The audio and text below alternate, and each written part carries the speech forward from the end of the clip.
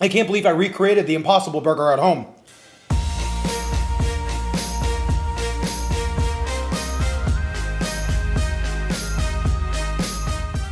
The Impossible Burger is a plant-based burger that is arguably one of the closest recreations of real ground beef. Now, I had the first version and it was incredible.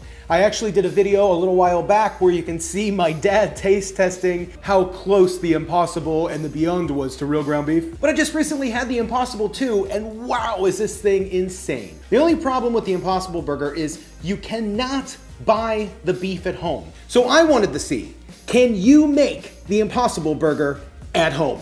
Now, I did a little research on Google just to see what exactly is in the new recipe for the Impossible Burger. The Impossible Burger contains water, soy protein concentrate, coconut oil, natural flavors, sunflower oil, potato protein, methyl cellulose, yeast extract, cultured dextrose, food starch modified, soy legoglobin, salt, soy protein isolate, tocopherol, zinc gluconate, thiamine hydrochloride, vitamin B1, sodium ascorbate, niacin, peroxide hydrochloride, riboflavin, and B12. There's a lot of stuff. So to start off, for the natural flavors, I'm assuming that they used very umami-rich flavors to create a flavor broth. I'm gonna mix together tomato juice, spinach, dried shiitake mushrooms, nutritional yeast, seaweed flakes, salt, and black pepper. For the texture of the burger, to put everything together and like to bind everything together, we have textured soy protein, potato protein, soy protein isolate, konjac flour, and xanthan gum. Now, to get the fats, the parts like the actual like fatty parts of the burger, we have coconut oil and sunflower oil. Now, one of the things that I cannot replicate is the hemoglobin. That's the irony taste in your beef. The Beyond Burger uses beet juice, but then also blackstrap molasses has a very, dare I say it, blood-like taste, very irony, and it's actually rich in a lot of iron. So let's put all this together and see if we can make an Impossible Burger. I think we're gonna do it. I think it's gonna be close, something at home that you could replicate. So the first thing that I wanna do is I wanna create my broth, my flavor broth. To do that, I'm gonna start with a saucepan on a very low heat, and I'm gonna add the tomato juice, all of the flakes, the shiitake mushrooms, and the spinach, about a half cup of water. Now I'm just gonna cover that and let that kind of simmer together for a little while. Now, in all of the videos that I've seen, the potato protein and the proteins that they use are a liquid protein. So I'm going to do, again, about a half of a cup of water. So for these proteins, I'm only gonna be using, I believe, about a tablespoon each. I watched a ton of their behind the scenes videos. That looks pretty similar to what they had on their behind the scenes. So one of the crucial ingredients of the Impossible Burger is the fat. I froze coconut oil, and the reason is because we want that fat to be distributed throughout the meat. What we're going to do is we're gonna shred some coconut oil. So now that the broth, the flavor broth, has cooled down a little bit, I'm gonna blend it all together. Smells like a seaweed, doesn't really smell like a burger, but I don't think we're at that burger point yet. I'm going to use a mesh strainer and just pour this through a mesh strainer and make sure that we get any of the big particles out. I'm gonna run through that probably twice. So these are our gums. Our gums are just gonna use a little bit of water.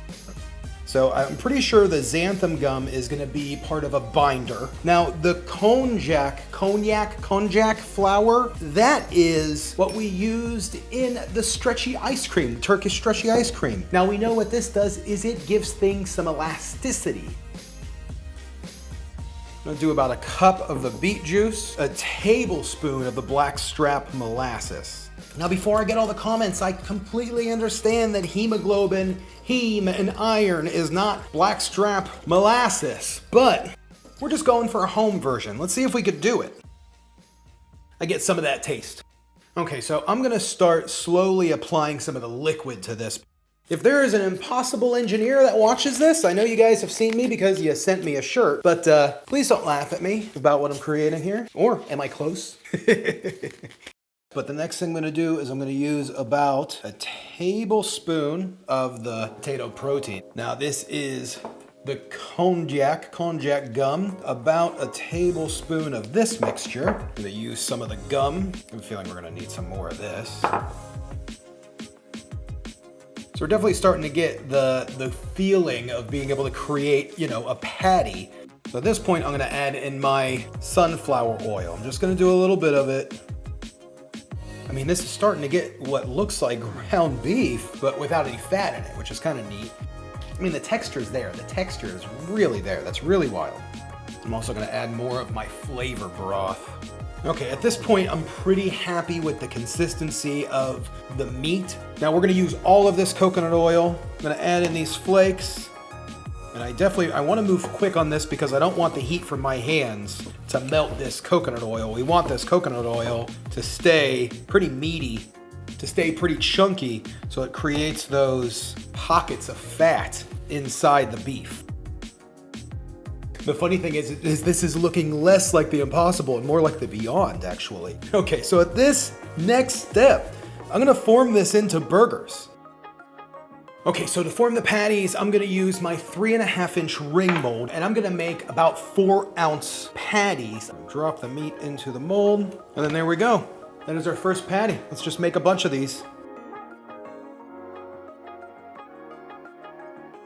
I mean, I honestly don't know if I could be any happier.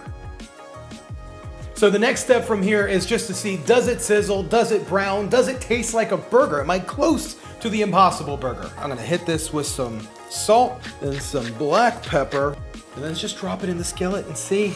It sizzles. It sizzles. It is sizzling. Oh, it's awesome. It did develop a crust to it.